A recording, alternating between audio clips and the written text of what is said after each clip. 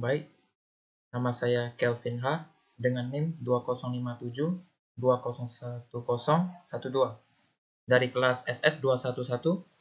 Di video ini saya akan mengerjakan sebuah project root, yaitu membuat sebuah aplikasi manajemen data barang.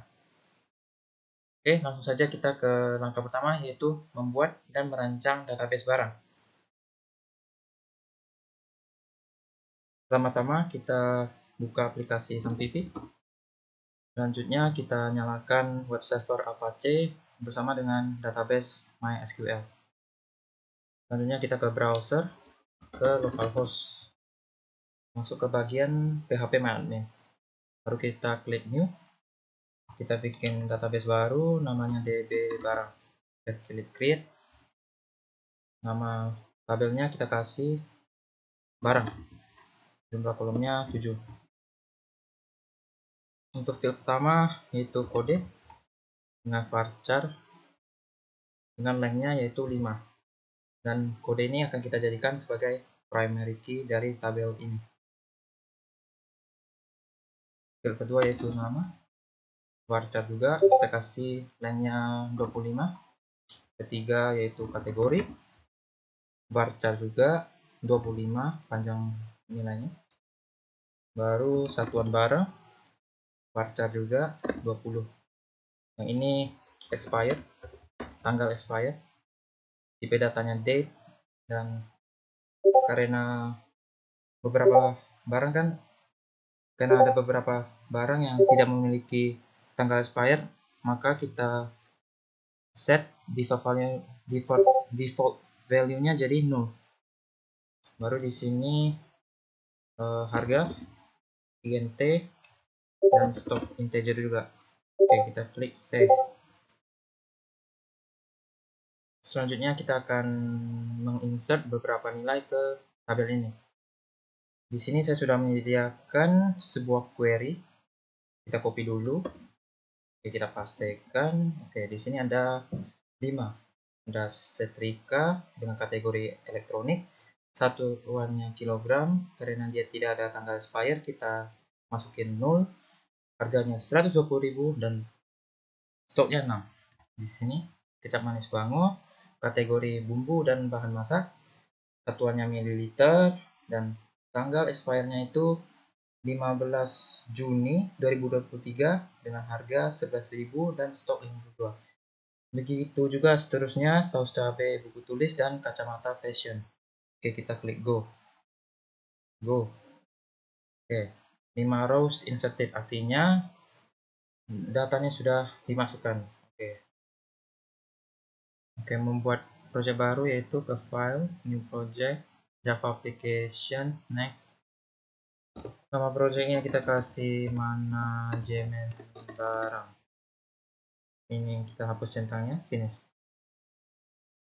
Oke, pertama-tama kita tambahkan dulu library untuk MySQL JPDJ driver. Oke, udah tertambah. Di sini kita bikin package baru namanya barang. Oke, barang package. Ini kita Java class lagi, kita kasih nama koneksi database. Jadi karena sebelumnya saya sudah bikin aplikasinya, maka saya akan copy aja dari sini ke sini. Oke, di sini saya mengimport library yang dibutuhkan untuk koneksi database. Di sini kita bikin connection. Di sini ada method yang namanya koneksi DB, URL-nya localhost, dan DB barang. DB barang ini harus sesuai dengan nama database yang telah kita buat tadi. Usernya root, passwordnya kosong. Oke, di sini kita hubungkan ke MySQL. Jadi catch ini akan bertindak sebagai error handling. Jadi ketika ini gagal, maka kode ini akan tereksekusi dan return MySQL config. Namanya adalah on barang. Di sini kita bikin jadi absolute layout.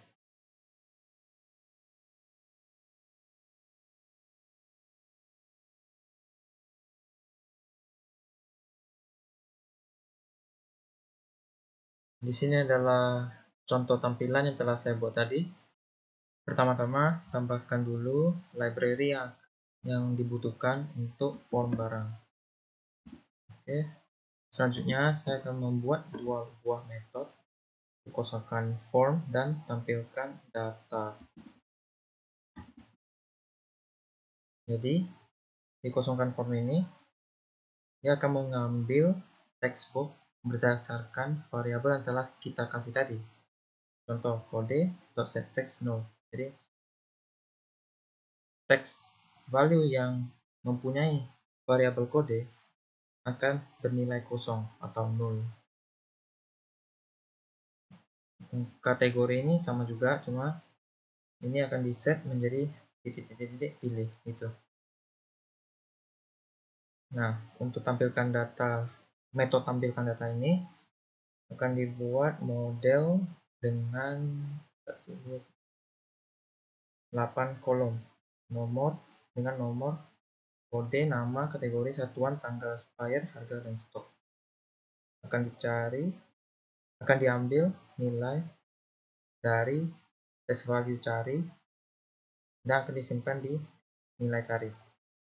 Selanjutnya akan ada query yang akan menampilkan seluruh data di mana nama barangnya sama seperti nilai cari. Di sini akan dipanggil kelas koneksi database yang telah dibuat tadi di sini. Di sini harus sama ya. Nama di sini harus sama dengan yang telah dibuat tadi. Oke, akan dijalankan execute query-nya. Lalu akan ditambahkan ke model yang dibuat tadi. Oke, setelah itu, itu akan dipanggil dari tampilkan data akan dipanggil dari form barang. Dan button hapus dan ubah akan dinonaktifkan. Sekarang saya akan menambahkan sebuah fungsi pada tombol button simpan. Di sini saya sudah ada kodenya, jadi tinggal copy paste. Ini, copy paste. Di sini akan dilakukan pengecekan. Apabila tanggal yang diinput oleh user bukan 0, maka format tanggal akan dilakukan. Jadi tujuan dari ini itu agar tanggal yang telah diformat ini bisa dimasukkan ke database. Nah, di sini ada sebuah query untuk menginsert value dari data-data yang telah diinput tadi. Di sini akan dikoneksikan ke MySQL tadi, dan ketika ini berhasil, akan ditampilkan sebuah message yaitu proses simpan data berhasil. Selanjutnya, tampilkan data dan kosongkan form. Selanjutnya, saya akan menambahkan fungsi pada tombol batal.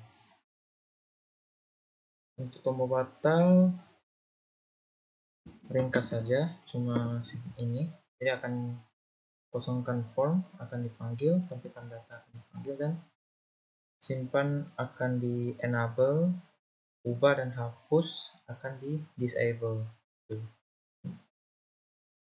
Yang ubah event action form btn ubah.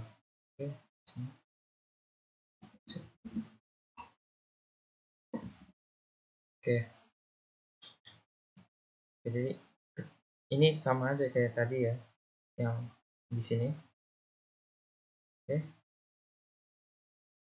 Akan dilakukan sebuah query yaitu update barang berdasarkan nama.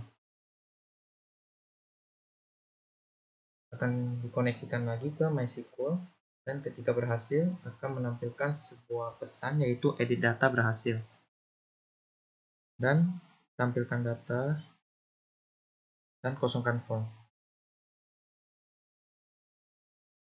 Setelah ini selesai, button simpan akan di enable lagi dan button ubah dan hapus akan di disable. Sekarang saya akan menambahkan button untuk button hapus, fungsi untuk button hapus. Ini dia. Oke, terus copy paste. Oke, ada sebuah query delete dari tabel barang di mana kode sama dengan kode nilai yang ada di kode. Nilai yang ada di test value-nya kode akan dikoneksikan lagi ke database, dan ketika berhasil akan ditampilkan sebuah pesan ini. Lalu tampilkan data dan kosongkan form. Setelah itu button simpan akan di enable, ubah akan di disable. Udah. Oke, di sini saya akan menambahkan untuk button keluar exit 0. Oke, di sini ada sebuah fungsi untuk tabel event mouse click ya. Jadi ketika diklik, fungsi ini akan dipanggil. Yes. Nah,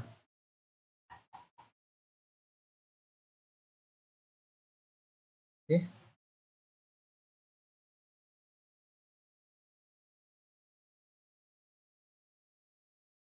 Sama aja. Nanti cuma yang membedakan adalah button hapus dan ubah akan di enable, sedangkan simpan akan di disable. Oke.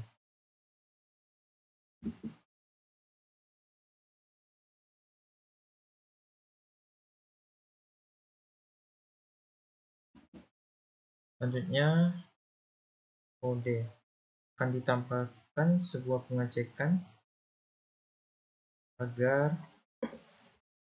kode yang dimasuk jumlah karakter yang dimasukkan ke kode itu tidak melebihi 5. Ketika 5 akan ditampilkan sebuah pesan yaitu jumlah input kode melebihi batas, dan test value kode akan diset nilainya menjadi string yang kosong.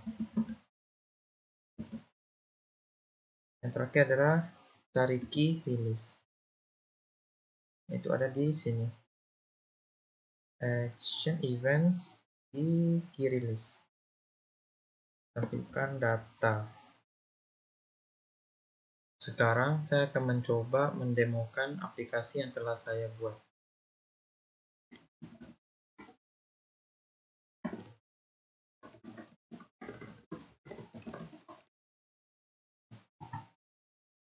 Version program expirednya sabar aja, harga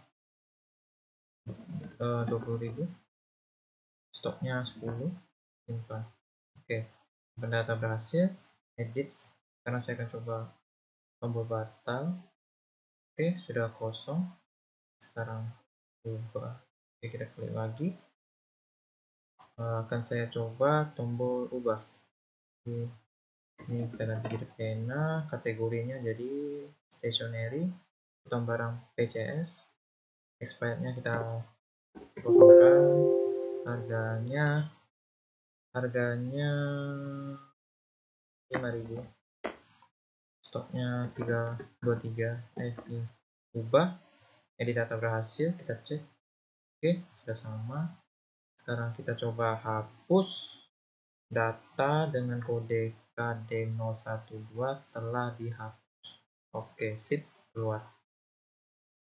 Oke, saya rasa itu saja tugas saya untuk UAS. Terima kasih.